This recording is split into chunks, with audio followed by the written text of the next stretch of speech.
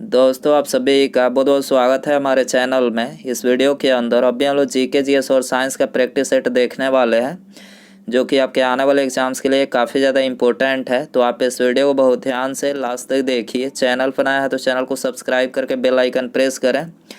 और ये total 40 question है। आप इनमें से कितने क्वेश्चन सही कर पाते हैं अपना स्कोर कमेंट बॉक्स में बता सकते हैं।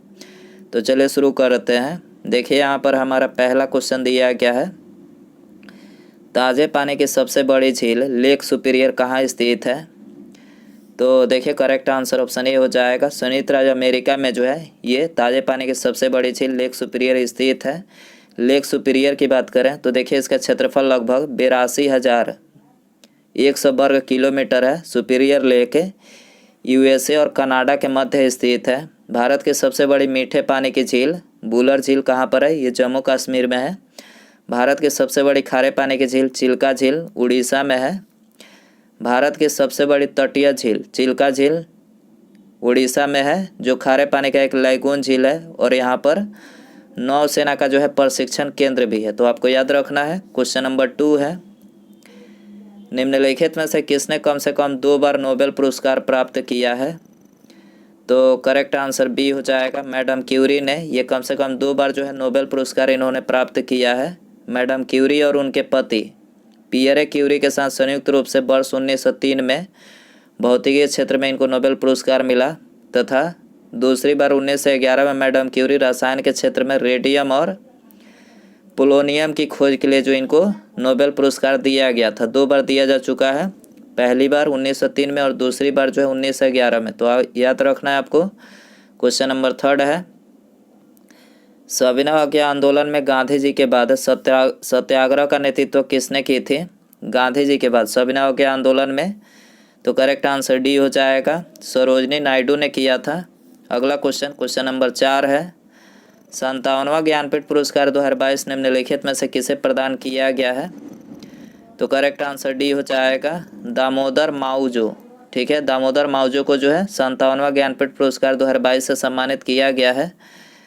अगला क्वेश्चन है, भारतीय संविधान में संसद के दोनों सदनों की संयुक्त बैठक का प्रावधान किस देश के संविधान से प्रेरित है। तो करेक्ट आंसर ऑप्शन ए हो जाएगा, ऑस्ट्रेलिया से। ठीक है, भारतीय संविधान में संसद के दोनों सदनों की संयुक्त बैठक का जो प्रावधान है ये ऑस्ट्रेलिया से प्रेरित है। ठीक है, संसद के संयुक्त अधिवेशन की अध्यक्षता किसके द्वारा किया जाता है, लोकसभा के अध्यक्ष के द्वारा। संविधान के अनुच्छेद 108 में जो इसका वर्णन किया गया है। इसके अलावा भारतीय संविधान के प्रमुख स्रोत यहाँ पर लिखे हैं। ऑस्ट्रेलिया की बात करें तो ऑस्ट्रेलिया से समवर्ती सूची और संयुक्त अधिवेशन लिया गया है। अमेरिका की बात करें तो देखिए अमेरिका से मूल अधिकार, संविधान की सर्वोच्चता, राष्ट्रपति पर महाभियोग और वित्तीय आपात, ये सभी अमेरिका से लिया गया है। रूस से मौलिक कर्तव्य लिया गया और ब्रिटेन से विधि का शासन और एकल नागरिकता, ये ब्रिटेन से लिया गया, आपको याद रखना है। क्वेश्चन नंबर 6 है, भारत में उगाई जाने वाली अधिकतर कॉफ़ी की किस्म है। तो अधिकतर जो कॉफ़ी की किस्म है वो है अरेबिका। अरेबिका ये सबसे अधिकतर कॉफ़ी की किस्म उगाई जाती है भारत में, सी हो जाएगा।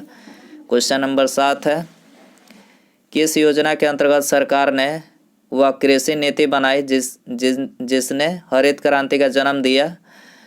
तो देखिए करेक्ट आंसर डी हो जाएगा, तृतीय पंचवर्षीय योजना कृषि नीति बनाई सरकार ने, जिसने हरित क्रांति का जो है जन्म दिया। तो ऑप्शन डी यहाँ पर करेक्ट हो जाएगा। अगला क्वेश्चन है, अवमूल्यन का प्रमुख लक्ष्य होता है। अवमूल्यन का प्रमुख लक्ष्य क्या होता है, निर्यात को बढ़ावा देना। निर्यात को बढ़ावा देना ऑप्शन बी हो जाएगा।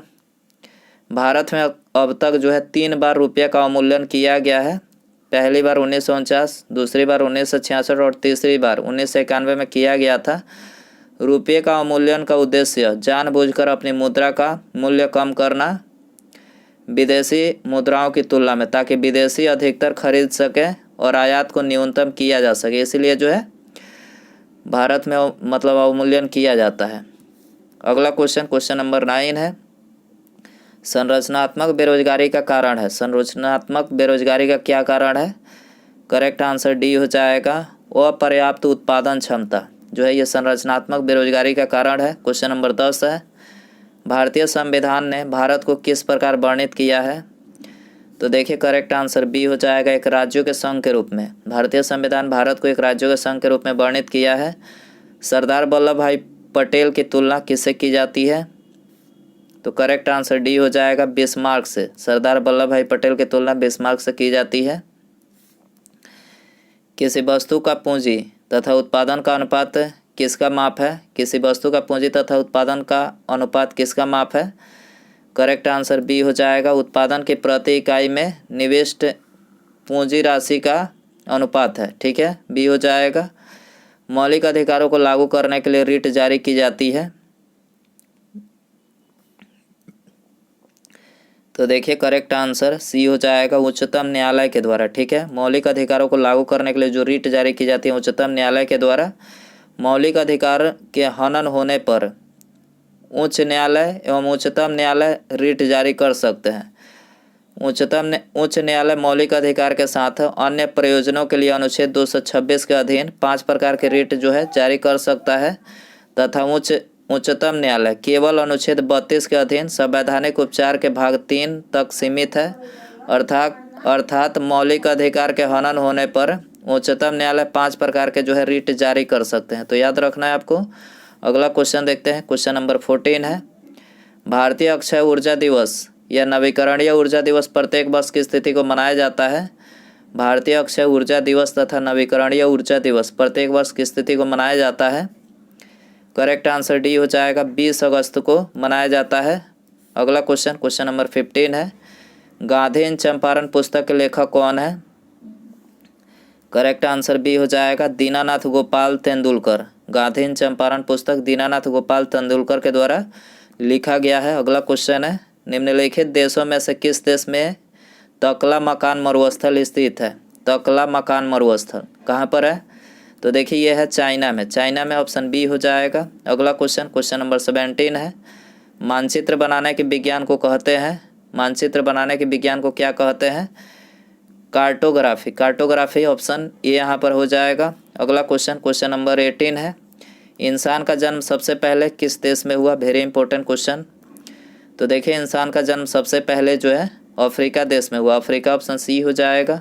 अगला क्वेश्चन, क्वेश्चन नंबर 19 है, भारत में अब तक कितनी बार नोटबंदी हुई है? ये भी वेरी इंपॉर्टेंट क्वेश्चन है।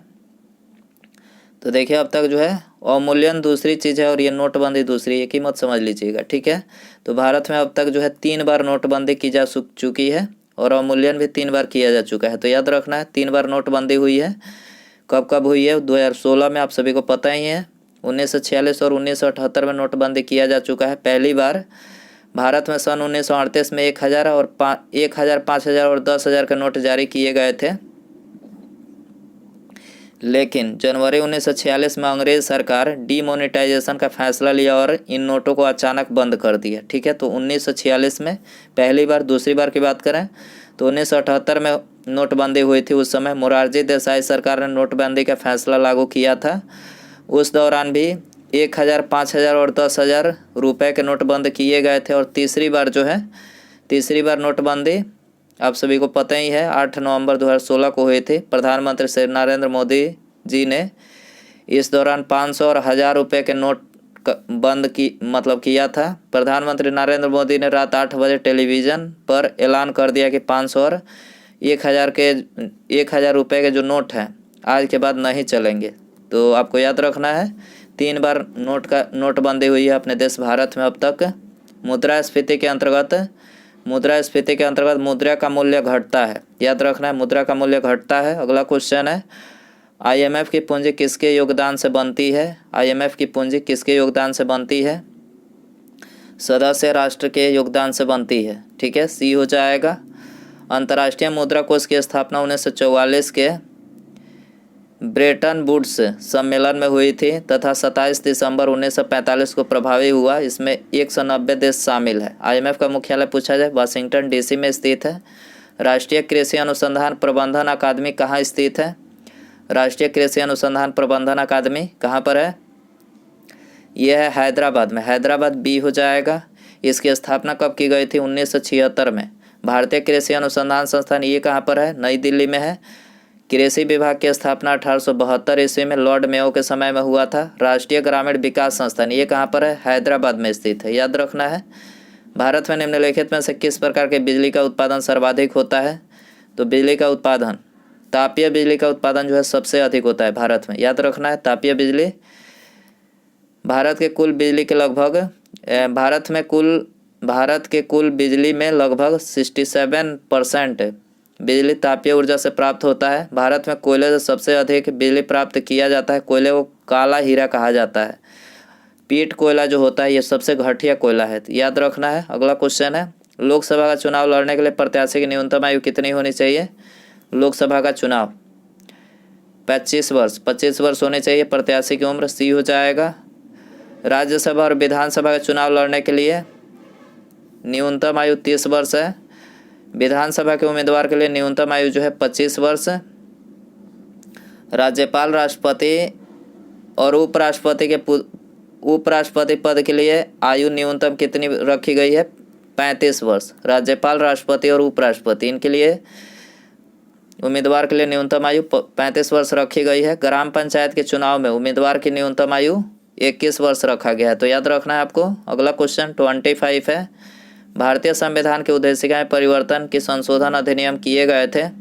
उद्देशिका यानी प्रस्तावना की बात की जा रही है, तो 42वें संविधान संशोधन 1976 के द्वारा किया गया था, तो सी हो जाएगा। इसमें 3 शब्द जोड़े गए थे प्रस्तावना में, समाजवादी, धर्मनिरपेक्ष और अखंडता, ठीक है। तो 42वें संशोधन 1976 के द्वारा इसमें संशोधन किया गया था। एलोरा में गुफाएं और शैलकृत मंदिर है। एलोरा में गुफाएं और शैलकृत मंदिर है, तो ये हिंदू, बौद्ध और जैनों का है। हिंदू, बौद्ध और जैनों का है, डी हो जाएगा। दोस्तों वीडियो पसंद आ रहा है तो प्लीज़ वीडियो को लाइक जरूर कर दें। दोस्तों चैनल पर नया है तो चैनल को सब्सक्राइब करके बेल आइकन प्रेस करें, ठीक है। अगला क्वेश्चन है, अकबर के दरबार में सबसे प्रसिद्ध संगीतकार तानसेन का मूल नाम था। तानसेन का मूल नाम बताना है इसमें, तो करेक्ट आंसर सी हो जाएगा, रामतनु पांडे। रामतनु पांडे तानसेन का मूल नाम था। 1857 के विद्रोह के दौरान भारत का गवर्नर जनरल कौन था? तो देखिए उस समय जो भारत का गवर्नर जनरल था वो था Lord Canning. Lord Canning, B हो जाएगा। लॉर्ड कैनिंग भारत के प्रथम वायसराय भी थे, ठीक है। लॉर्ड कैनिंग जो थे ये भारत के प्रथम वायसराय भी थे। 1857 के विद्रोह के समय ब्रिटेन का प्रधानमंत्री विस्कॉट पाम स्टर्न था, याद रखना है। 10 मई सन 1857 को मेरठ से सैनिकों ने विद्रोह किया, जिसे भारत का प्रथम स्वतंत्रता संग्राम माना जाता है, याद रखना है। महात्मा बुद्ध किस वंश से संबंधित थे? तो करेक्ट आंसर सी हो जाएगा, शाक्य वंश से। महात्मा बुद्ध शाक्य वंश से संबंधित थे। निम्नलिखित में से किसको सूर्य की ऊर्ध्वाधर किरणें कभी भी नहीं मिलेगी? सूर्य की ऊर्ध्वाधर किरणें किसको नहीं मिलेगी? कभी नहीं मिलेगी, श्रीनगर को नहीं मिलेगी, ठीक है। डी हो जाए, क्यों नहीं मिलेगी? देखिए सूर्य की ऊर्ध्वाधर किरणें उन्हीं स्थानों या क्षेत्रों को मिलती है जिसकी स्थिति ग्लोब पर 23.5 डिग्री नॉर्थ से 23.5 डिग्री साउथ अक्षांशों के बीच होती है, उन्हीं को मिलती है। और श्रीनगर 23.5 डिग्री नॉर्थ अक्षांश के उत्तर में स्थित है, जिसके कारण उसे ऊर्ध्वाधर किरणें प्राप्त नहीं हो सकती है। श्रीनगर कहाँ पर है? झेलम नदी के किनारे अवस्थित है, याद रखना है।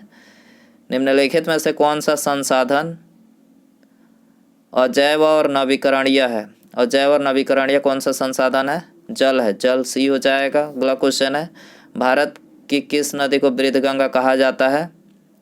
करेक्ट आंसर बी हो जाएगा, गोदावरी नदी को जो है वृद्धगंगा कहा जाता है। अगला क्वेश्चन है, अंडमान द्वीप समूह और निकोबार द्वीप समूह निम्नलिखित में से किसके द्वारा एक दूसरे से अलग किए गए हैं? तो अंडमान और निकोबार द्वीप समूह जो है ये 10 डिग्री चैनल से पृथक किए गए हैं, ऑप्शन ए हो जाएगा। अगला क्वेश्चन है, कंप्यूटर के लिए आईसी चिप आमतौर पर बनाए जाते हैं, किसके बनाए जाते हैं? सिलिकॉन के बनाए जाते हैं, बी हो जाएगा। मार्च 2022 में जमशेदपुर में आयोजित सैफ अंडर-18 महिला फुटबॉल चैंपियनशिप किसने जीता है? तो करेक्ट आंसर बी हो जाएगा, भारत ने, ठीक है। मार्च 2022 में जमशेदपुर में आयोजित सैफ अंडर-18 महिला फुटबॉल चैंपियनशिप किसने? भारत ने जीता है। मार्च 2022 में किसे एबेल पुरस्कार 2022 दिया गया है? एबेल पुरस्कार 2022 तो ये दिया गया है डेविड पार्नेल सुलिवन को। डेविड पार्लेन सुलिवन को दिया गया है, सी हो जाएगा। पंचायती राज सम्मिलित किया गया है, पंचायती राज सम्मिलित किया गया है राज्य सूची में, राज्य सूची में किया गया है, बी हो जाएगा। पृथ्वी के वायुमंडल की कौन सी परत रेडियो तरंगों को पृथ्वी के पृष्ठ पर परावर्तित करती है? पृथ्वी के वायुमंडल की कौन सी परत रेडियो तरंगों को पृथ्वी के पृष्ठ पर परिवर्तित करती है? तो यह है ion Mandal, ion Mandal option A हो जाएगा। क्वेश्चन नंबर 39 है, पेट्रोल से लगी आग को बुझाने के लिए जल प्रभावी नहीं होता है, क्योंकि? तो देखिए क्योंकि पेट्रोल जो होता है, पेट्रोल जल के ऊपर ही रहता है, इसीलिए उसको बुझाने के लिए जो है जल प्रभावी नहीं होता है। ऑप्शन डी यहाँ पर देखिए दिया गया है, करेक्ट हो जाएगा। जल और पेट्रोल एक दूसरे में अमिश्रणीय है और पेट्रोल ऊपरी परत पर बनता है अतः जलता रहता है, ठीक है। इसी कारण से जो है इस जल प्रभावी नहीं है पेट्रोल को बुझाने के लिए। गैस के गुब्बारों में हाइड्रोजन गैस की जगह हीलियम गैस का प्रयोग किया जाता है, क्योंकि यह अदाह है, इसलिए जो है गैस के गुब्बारों में हाइड्रोजन गैस की जगह हीलियम गैस का उपयोग किया जाता है, तो सी हो जाएगा। उसके बाद यहाँ पर हमारा ये अगला क्वेश्चन है, आप सभी के लिए ये क्वेश्चन रहेगा, आपको कमेंट बॉक्स में इसका आंसर बताना है। फलों को कृत्रिम रूप से पकाने के लिए प्रयुक्त गैस है, ऑप्शन है एसिटिलीन, मीथेन, इथेन या फिर ब्यूटेन। दोस्तों इसका आंसर कमेंट बॉक्स में ज़रूर बताएं, ठीक है, कमेंट बॉक्स में ज़रूर बताएं। और वीडियो पसंद आया हो तो प्लीज़ वीडियो को लाइक कर दें, ठीक है। अपना स्कोर भी बता सकते हैं। चैनल पर नया है तो चैनल को सब्सक्राइब करके बेल आइकन प्रेस करें, ठीक है। मिलते हैं अगले वीडियो में। नमस्कार, जय हिंद, जय भारत।